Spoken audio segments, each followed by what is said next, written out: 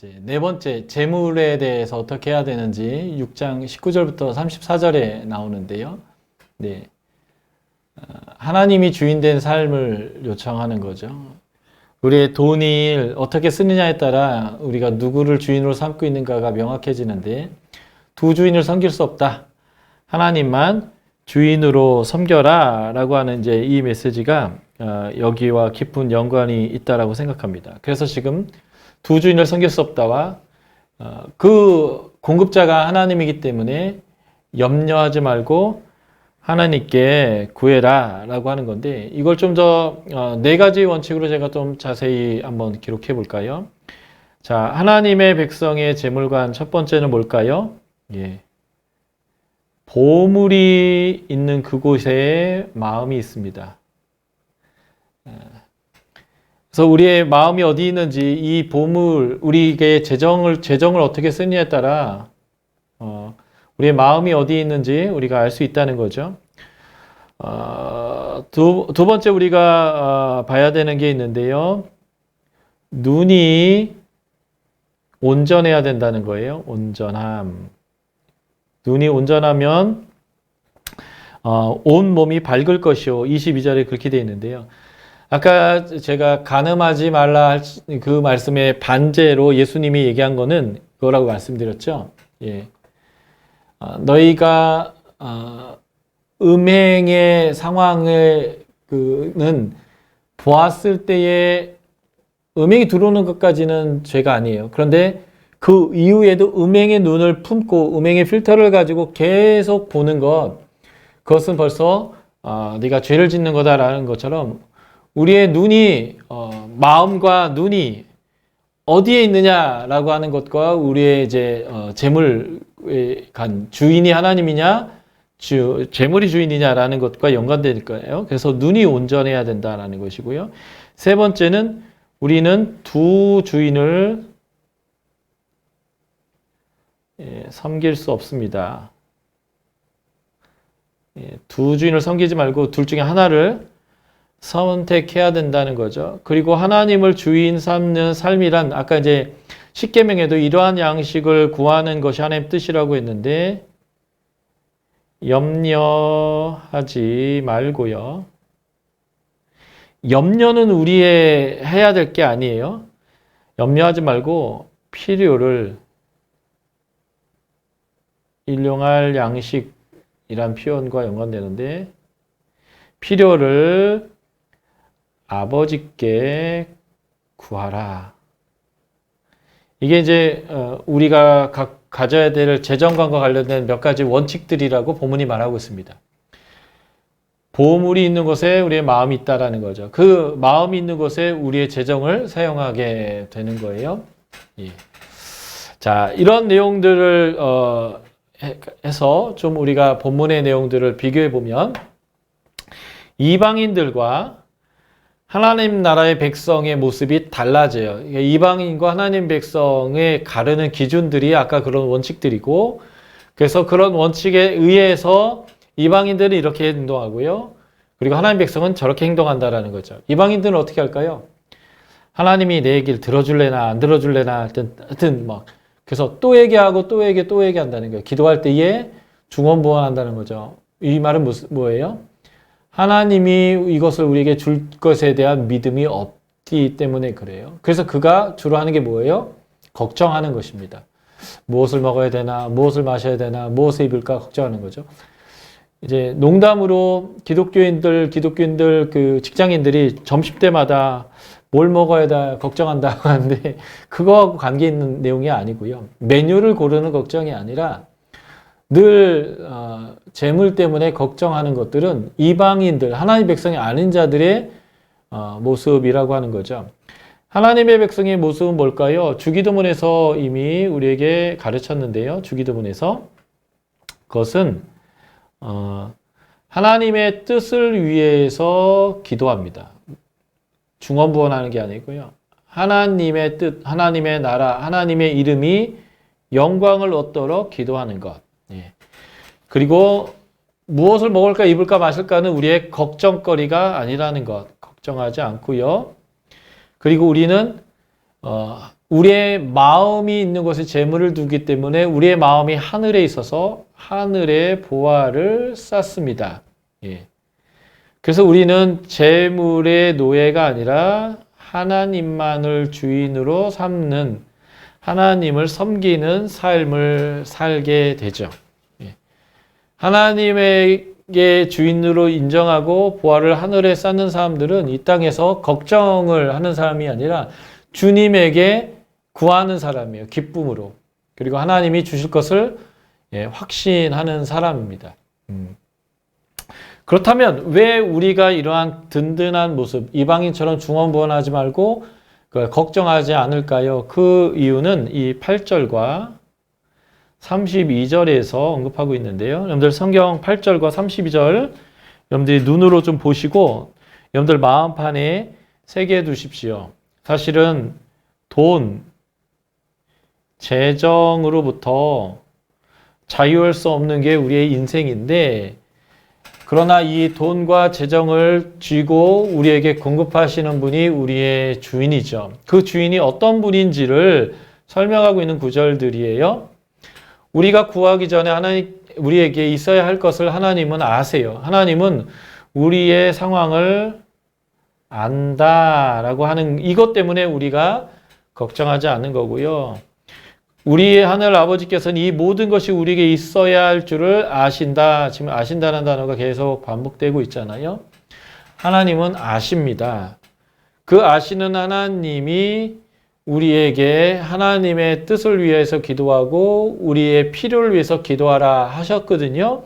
그렇기 때문에 하나님이 우리에게 이 모든 것을 공급하여 주시기 때문에 우리가 중언부언하거나 이러지 않고 우리가 하나님 앞에 능히 받을 줄 알고 기도하는 것이다 라고 하는 거죠.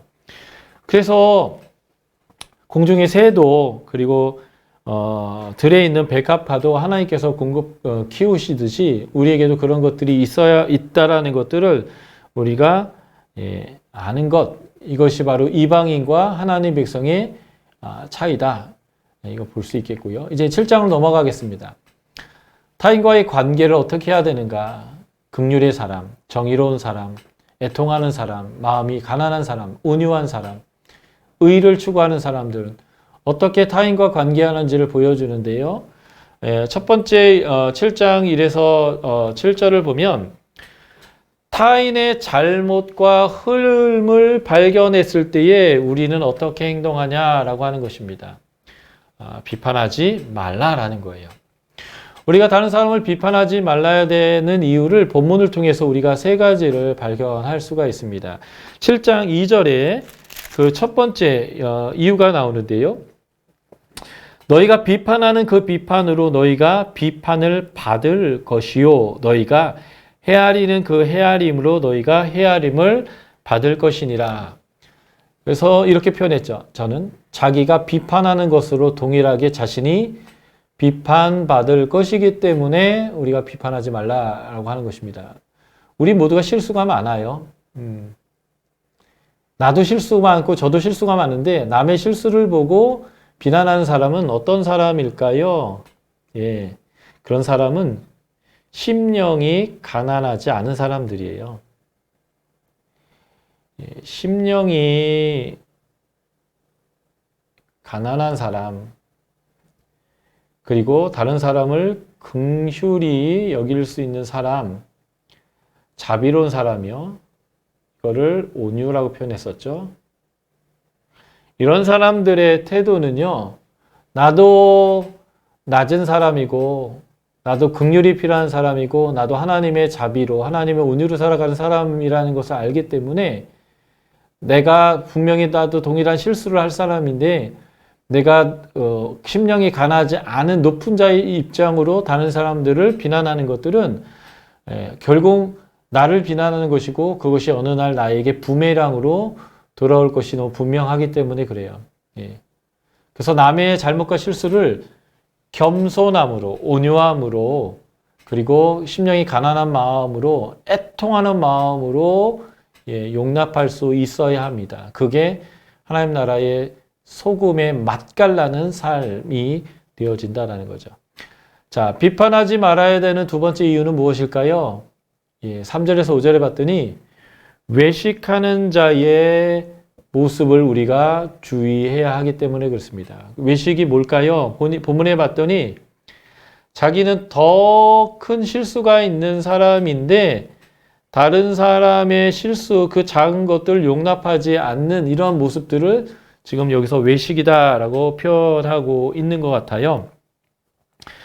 형제의 눈 속에 있는 티는 보고도 내 눈 속에 있는 들보는 깨닫지 못하냐. 들보라는 게 집의 기둥과 기둥을 가로지르는 천장에 있는 엄청나게 두꺼운 그런 이제 나무를 얘기하거든요. 그게 이 눈 안에 들어갈 수 없겠잖아요. 이게 과장법인데 그런데 그렇게 큰 실수가 자기에게 있음에도 불구하고 다른 사람의 아주 작은 흠을 발견하고 용납하지 못하고 비판하는 경우가 종종 우리에게 있다라는 것이죠. 예. 그래서 남의 흠은 즉각적으로 보고 비난하지만 자기 흠은 발견하지 못할 뿐만 아니라 자기 흠은 흠도 아니다라고 여기는 이런 모습들을 뭐라고 표현하냐면 외식이다라고 표현하는 거예요. 그래서 외식하는 자의 모습을 갖지 않기 위해서 우리가 남을 비난하지 말아야 한다라는 것이고요. 세 번째, 비판하지 말아야 될 이유는요. 자신의 잘못에 대한 지적을 수용할 줄을 모르는 사람에게 하는 충고는 오히려 나에게 공격을 받게 되는, 공격을 자초하는 일이 됩니다. 본문에는 아주 재미있게 이것을 표현해 놨죠. 거룩한 것을 개에게 주지 말며 너희의 진주를 돼지에게 던지지 마라. 예. 거룩한 것, 그걸 또 진주, 아주 귀한 거란 뜻이겠죠. 이것을 개, 돼지에게 주지 말라는데 이 개, 돼지가 누구예요? 정말 옳은 조언, 그래서 자신을 바르게 하는 가르침을 수용할 줄 못하는 사람을 개, 돼지라고 취급한 거죠. 네. 이런 개, 돼지에게 거룩한 것, 진주, 값진 것, 좋은 걸 준다고 해서 그가 다 이것들을 받아들일 수 없다라고 하는 거예요. 그래서 너무 지나친 열심으로 모든 사람들을 바로잡으려고 하는 그런 것도 옳지 않습니다. 하나님 몫이 있고요. 하나님 하실 일이 있습니다. 그래서 모든 사람을 바르게 하려고 하는 높은 자의 마음 갖지 마시고요.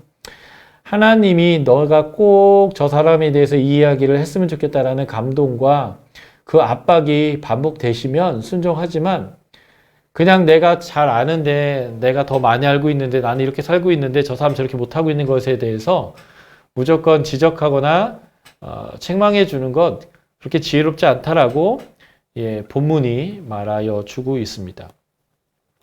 개, 돼지는 먹을 것만 정확하게 여기는데 먹을 걸인 줄 알고 이제 진주나 좋은 거 거룩한 걸 먹을 걸 줬는데 딱 씹었더니 씹히지도 않고 이빨이 부러지는 거죠. 개, 돼지가. 그러면 화가 나서 오히려 공격하게 되어 있거든요. 그래서 충고도 함부로 하는 것이 아니다. 예. 그래서 긍휼히 여기시는 태도가 선행되고 그리고 하나님이 그에게 꼭 얘기하라고 한다면 그 사람이 거절하더라도 말해야겠지만 그러나 남의 잘못을 습관처럼 지적하고 가르치려고 하는 태도는 우리가 가져야 될 그런 기본적 태도가 아니다.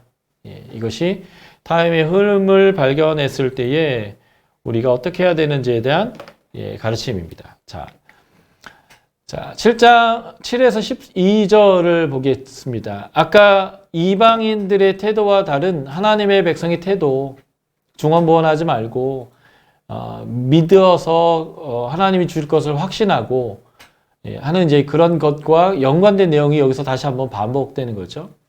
하나님의 자녀로서의 삶의 태도에 대해서 말해주고 있는데요. 우리의 필요를 채워주시는 분이 하늘에 계신 우리 아버지 하나님이심을 믿는 것, 이게 바로 구하고 찾고 두드리는 사람이 갖는 태도이죠. 그래서 하나님의 목과 우리의 몫이 있어요. 하나님의 영역과 우리의 영역이 이렇게 만나질 때에 우리의 삶 안에 이제 역사가 일어나는 것인데 11절 봤더니 하늘 아버지는 구하는 자에게 좋은 것을 주신다라고 말씀하고 있습니다. 이제 누가복음 11장 13절에서 이 좋은 것을 뭐라고 표현했을까요? 누가복음에서는 성령이라고 표현했죠. 성령을 주시지 않겠는가? 다시 말해서 하나님의 임재요. 하나님이 우리와 함께 하시는 것이 우리에게 가장 좋은 것이기 때문에 그런데 어쨌든 하나님의 몫이 있어요. 그것은 하나님이 우리에게 좋은 것을, 필요한 것이 무엇인지 아시는 분이 우리에게 좋은 것을 주신다라고 하는 것입니다. 이건 하나님 몫이고요. 좋은 것을 주시는 하나님, 우리에게 무엇이 필요한지를 아시는 하나님이라 할지라도 우리의 책임, 우리의 영역이 있는데 이게 뭘까요? 하나님께 구하고 찾고 두드리는 것입니다. 가만히 있는 것이 아니라 하나님께 기도하고 행동하는 것이죠. 이게 우리의 믿음이죠. 그래서 믿음의 내용 두 가지예요. 하나님의 영역이 있고 내가 해야 될 영역이 있다라는 것들을 믿고 내가 할 수 있는 영역을 내가 하는 것, 이게 믿음이다라고 하는 거죠. 그래서 아까도 말씀드렸지만 나는 하나님의 의만 구합니다. 하나님 나라만 구합니다. 라고 하지 마시고요. 우리의 모든 필요를 하나님께 구해야 합니다. 구하고 찾고 두드린 자가 하나님께 받고 발견하게 되어진다라고 하는 이제 우리의 영역으로서의 기도 잘 해야겠죠. 그리고 하나님의 자녀로서의 삶의 태도가 있는데요. 우리가 하나님의 자녀로서의 삶의 태도가 무엇인가? 남을 대접하는 삶을 사는 것입니다. 이게 이제 굉장히 중요한 건데요. 이것을 신약의 다른 곳에서는 이렇게 표현했어요. 손님 대접하는 거, 손대접이라고 표현한 거죠. 이것은 영어로는 이제 hospitality예요. 다른 사람에게 우리가 이게 hospitality를 하는 건데 이것은 그를 대접하고 환대하는 것입니다. 이게 하나님 나라에서 굉장히 중요한 원칙이죠. 이게 장로와 감독의 조건으로 되어져 있어요. 다시 말해서 교회의 리더의 덕목입니다. 다시 말해서 하나님 백성이 아주 중요한 덕목이라는 것을 보여주는 거죠. hospitality, 남을 대접하라는 것이죠. 하나님의 좋은 곳으로 공급을 우리가 받았잖아요. 그 하나님께 받은 것으로 우리가 뭘 하면 남을 대접하는 것입니다. 공급은 하나님께 받는 거고요. 남을 대접할 때는 남을 자신처럼 대하는 것입니다. 내 이웃을 내 몸과 같이 사랑하라. 내 이웃을 내 몸과 같이 사랑할 수 있는 이유가 뭐예요? 하나님은 우리에게 공급하신다. 그래서 주님에게 공급받은 것으로 우리가 뭘 하는가? 다른 사람을 공급한다. 그게 남을 대접하는 삶이고요. 이것이 내 이웃을 내 몸과 같이 사랑하는 것입니다. 이것이 남에게 대접하는 이것이 율법과 선지자가 가르치는 것이다 라고 했는데요. 유대인들에게 있어서는 율법과 선지자와 시편 이렇게 표현하면요. 이게 성경을 뜻하는 관용어예요. 유대인들은 구약 성경을 이 세 개로 구분하거든요. 그래서 누가복음 24장에서 보면 율법과 시편, 선지자의 글과 시편이 나에 대해서 말하는 거다라면서 구약 성경이 나에 대해서 말한다고 예수님이 표현할 때 이렇게 이 율법과 선지자와 시편이라고 표현했어요. 율법이 토라이고요. 선지자가 너비힘이고요. 성문서가 커투빔인데요. 그래서 토라, 너빔, 커투빔에서 타나크, 이게 이제 유대인들을 구약을 뜻하는 이니셜 같은 건데요. 바로 율법과 선지자가 가르친 것이다라는 것은 성경이 가르치는 거다라는 것이고요. 그러면 성경은 남을 대접하는 것, 내 이웃을 내 몸과 같이 사랑하는 것을 성경은 가르친다. 이게 성경의 핵심이다. 이런 용어로 지금 이 본문이 말하여지는 것입니다. 그래서 신약에서 이웃을 내 몸과 같이 사랑하라는 이 최고의 법을 이루어라. 이것으로서 성경을 다 이루었다. 또 예수님에게 어떻게 하면 영생을 갖겠습니까? 그러니까 내 이웃을 내 몸같이 사랑하라고 하는 10계명의 제5계명부터 10가지의 계명을 얘기하면서 이대로 하면 영생을 얻는다라고 이제 신약에서 계속 말하고 있는 메시지와 같은 메시지입니다. 그래서 하나님께 구하고 찾고 두드리고 하나님께 공급받은 사람들은 다른 사람들에게 나누는 공급의 삶을 사는 것인데요. 이게 율법에서 굉장히 중요하게 가르치는 것입니다. 아까도 저희가 잠깐 나눴지만 나에게 꾸자고 하는 사람에게 주어라 라는 거고요. 율법은 내 밭이나 논에 밭에 와서 배고픈 사람, 가난한 사람이 따먹는 것을 다 놔둬라 라고 하고요. 면제년이죠. 제7년 안식년이 동일하게 면제년인데 이때는 히브리 노예들은 다 풀어주고 나에게 빚진 사람들은 다 면제해줘라. 그리고 희년이 되면 예수님이 하나님 나라를 가져오는 것을 이 희년으로 표현했는데 희년이 되면 노예에서 자유케 되고요. 그리고 재산이 팔렸던 재산이 모두 본인에게 돌아오게 되는데 이러한 경제적인 법이 구약의 율법 안에 굉장히 많아요. 이것이 다 이웃사랑이라고 하는 이 법에 다 걸려 있는 것인데 이러한 개념으로서 남을 대접하라라고 지금 본문에서 가르쳐 주고 있는 거죠. 그래서 이게 이제 그리스도인들의 하나님의 자녀로서의 삶이고 재정관이다라고 보시면 좋겠습니다.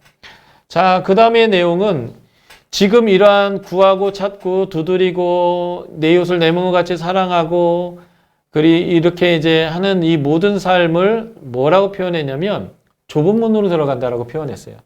남이 이걸 하지 않아요.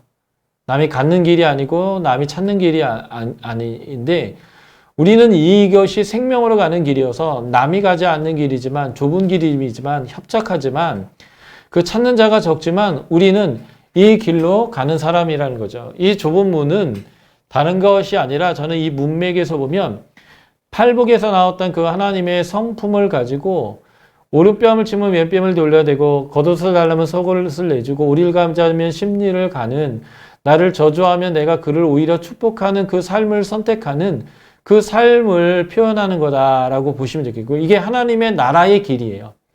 이런 하나님의 나라의 길을 걸을 때에 소금에 맛이 생기고 그 숨길 수 없는 빛이 사람들에게 비춰지게 되고 하나님께 영광이 되고 사람들이 하나님에게로 돌아오는 하나님 나라의 회복의 일들이 이제 이루어지게 된다라고 하는 거죠. 이게 바로 좁은 문으로 들어가는 내용입니다. 그 외에 여러 가지 가르침들이 있는데 제가 다 스킵했고요. 이제 산상수훈의 10번째 가르침을 제가 보려고 하는데 하나님 나라에는요 항상 문제가 있는데 구약 성경에서도 보면 하나님 나라가 망할 때의 가장 큰 문제가 뭐냐면 거짓 선지자의 문제였습니다. 거짓을 참으로 가르쳐서 하나님의 백성들이 진리를 온전히 구별하지 못하고 잘못 살아가는 모습들을 보게 되고 결국 하나님의 징계에 대한 심판에 대한 경고에도 불구하고 돌아오지 않아서 망하게 되는 일들이 많이 이루어졌는데요. 이게 바로 거짓 선지자의 문제예요. 이 거짓 선지자의 문제는 구약에만 있는 게 아니라 신약에게도 있다라고 말하고 있고요. 그래서 신약에서 이 거짓 선지자의 문제, 거짓 교사의 문제가 굉장히 많이 다뤄지고 있는데 예수님은 마태복음 7장 15절부터 이 27절까지 이 거짓 선지자들의 문제를 다루면서 그들을 삼가라, 주의해라, 조심해라 라고 묘사해 주고 있습니다. 그러면 거짓 선지자를 우리가 이제 분별해야 되는데 거짓 선지자는 어떻게 분별할 수 있을까요? 15절을 한번 봐주실까요? 거짓 선지자를 삼가라. 양의 옷을 입고 너희에게 나오나 속에는 노략질하는 일이다 라고 표현합니다. 그가 선지자라고 하는 직분이 있는데요. 그 직분이 그가 하나님의 사람인 것을 보증하지는 않습니다. 사실은 그의 직분이 아니라 그가 참 선지자냐 아니냐는 직분의 문제가 아니라 그의 열매로 구분하는 거예요. 그의 열매. 그래서 내가 목사다, 장로다, 선교사다, 선교단체의 간사다, 뭐 어떤 직분들을 갖고 있는 것들이 있겠죠. 이런 것들이 그 사람이 참 하나님의 사람이다라는 것을 보증하는 게 아니에요. 예. 그리고 그 사람의 외적인 모습이 그 사람이 이런 사람이다라고 보증하지 않는다는 거죠. 왜냐면 겉으로는 양의 옷을 입었지만 그 속은 노략질은 일이에요. 그러니까 겉이 아니라 그 사람의 속이 중요합니다. 그 사람이 어떻게 젠틀하게 하느냐가 아니라 팔복에 나오는 성품이 실제 그의 삶에 있느냐예요. 어떤 사람들은 자기에게 이득이 되는 사람, 그래서 나에게 도움이 될 만한 사람들에게는 굉장히 젠틀하고요. 그 사람들에게는 굉장히 잘 대합니다. 그런데 누구에게 잘못 대할까요? 나한테 가치가 없는 사람들에게는 락하라고, 개새끼라고 욕을 하고 미련하다라고 얘기하고 그들에게 함부로 분을 내는 거죠. 그래서 그 사람이 입은 가식적인 옷으로는 그 사람이 하나님의 사람이다라는 것을 알 수 없습니다. 그래서 그의 본질은 16절과 20절의 반복 단어로 나오는데 열매를 통해서 분별해야 되는데 아름다운 열매를 맺지 못한다면 심판을 받을 거예요. 그런데 그 열매는 그 사람이 말하는 내용이나 그 사람이 행하는 능력이 열매는 아니에요. 자, 보십시오. 이만희 씨가 교회를 개척해서 14만 4천 이상을 모았습니다. 열매가 많죠.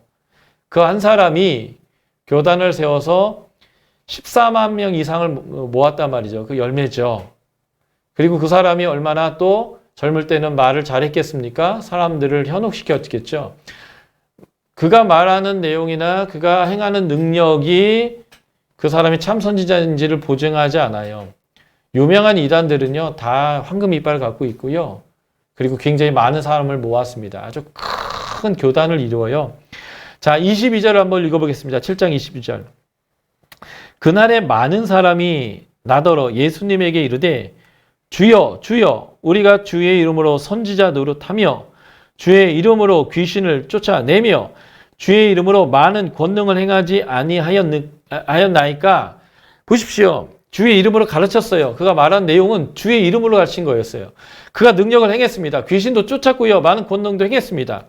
그런데 그 사람을 주님이 뭐라고 표현합니까? 23절에 보면 불법을 행하는 자들아. 불법을 행한다고 표현하면서 내게서 떠나라 라고 말하고 있다는 거예요. 그래서 거짓 선지자는요, 어떤 사람들인가 봤더니 주여 주여 입으로만 말하는 사람들입니다. 주여 주여 하는 사람들이에요. 참 선지자는 누구예요? 아버지의 뜻대로 행하는 사람입니다. 예. 그래서 주여 주여 하는 사람들이 선지자 노릇도 있고 귀신도 쫓고요. 많은 권능도 행했을지는 모르지만 그들은 불법을 행하는 자라고 규정돼 버렸다는 거죠. 이유는 바로 여기서 갈라지는 거예요. 예수님의 말을 듣고 행하는 자인가 말을 듣고 행하지 않는 자인가 라고 하는 것에서 갈린다라고 하는 것이에요. 여기서 예수님의 말을 듣고 행하는 것을 저는 계속적으로 이렇게 표현할 겁니다. 하나님의 성품대로 너희가 행해야 한다. 그 성품이 발현되면 이게 빛이고 이게 소금이고 그래서 하나님께 영광이 된다. 그래서 이 성품의 발현으로 여러 가지를 할 수 있다고 말씀드렸죠. 원수를 사랑하고요. 형제를 용서하고요. 온유함으로, 겸손함으로 다른 사람을 대해서 다른 사람을 함부로 함에게 화를 내거나 나가라고 욕을 하거나 미련한 자다라고 말하지 않고요. 자기가 갖고 싶은 것 꼭 갖고 싶어서 억지로 과하게 악으로부터 나온 심성으로 맹세하지 않고요. 내가 강자인 남편이라고 약자인 여자를 함부로 이혼증서 써서 내버리지 않고요. 하는 그 굉장히 많은 것들이죠. 예, 그래서 손님을 대접하고요. 예, 대접을 잘하고요. 예. 이러한 모든 내용들인데 이게 바로 하나님의 말을 듣고 행하는 것입니다. 이것들은 행위의 문제가 아니라 근본적인 하나님의 성품의 문제로부터 이 일이 이루어진다라는 거죠. 그래서 거짓 선지자들은요, 결국 무너질 거고요. 불에 찍혀 던져지게 될 것이지만 이 참 선지자는 천국에 들어가게 될 것입니다. 예수 그리스도는 이 땅 가운데 하나님의 나라를 가지고 오셨어요. 그리고 그 하나님의 나라를 우리에게 위임하시고 성령을 우리에게 주시고 떠나가셨죠. 그래서 그 성령을 받은 우리는 성령의 열매들을 맺히게 되고 그것이 팔복에 나오는 성품들을 우리의 삶 안에 가져오게 될 거예요. 그리고 그 성품 안에서 하나님의 성령의 능력 안에서 우리가 하나님의 나라를 확장해 나아가는 소금의 맛깔난 삶, 그리고 감출 수 없는 우리의 빛을 사람들에게 비추는 삶을 우리가 살아가게 될 것인데 그거에 대한 가르침들을 이 산상수훈에서 계속 설명해 나아가고 있고요. 그러한 삶을 사는 사람들을 아버지 뜻대로 행하는 참 선지자다라고 부르게 된다는 것입니다. 그래서 말 잘하는 사역자 그리고 어떤 파워풀한 어떤 능력을 행하는 사역자가 진짜 참 선지자가 아니고요. 그런 능력을 행하는 참 선지자도 있겠지만 중요한 것은 그 사람의 열매로 알 수 있는데 그 열매는 다른 게 아니라 이 성품이 발현되는 사람들이에요. 그 성품으로 관계하고 행하고 지도력을 발휘하는 사람들이 진정한 하나님의 사람이다라고 말하는 것이고요. 이게 바로 하나님의 나라의 백성이 증명되는 방식이다라고 보시면 좋겠습니다. 우리는 그 하나님 나라에 부름받았고요. 그 하나님 나라에 참여하는 사람들인데 이 팔복의 성품의 삶이 우리 안에 자리 잡았으면 좋겠고요. 그것이 우리의 관계의 법이 되었으면 좋겠고 우리의 돈 씀씀이가 되었으면 좋겠고요.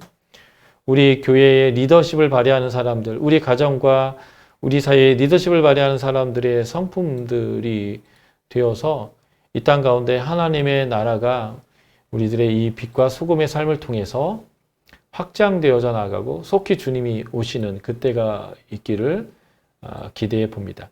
하나님의 나라의 관점에서 율법이 하나님 나라가 세워질 때 하나님의 진리의 원칙이었는데 그것에 대한 예수님의 재해석을 가지고 우리가 산상수훈을 살펴봤는데요. 제가 드린 이 내용을 가지고 산상수훈을 다시 한번 깊이 읽어보면서 이것 중에 나의 성품이며 이것 중에 나의 삶으로 드러난 것들이 무엇인가 한번 점검해 보셨으면 좋겠고요.